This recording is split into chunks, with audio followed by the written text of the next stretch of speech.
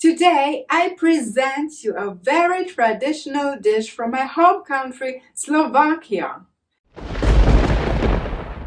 In Slovakian language it's called Kapustnica, what means a kind of a sauerkraut soup. Traditionally, a Slovak family eat this kind of soup during the Christmas time and especially on New Year's Eve. We eat a lot of meat. I mean really a lot of meat. I mean, look at this. Every family has its own recipe. There are so many variations.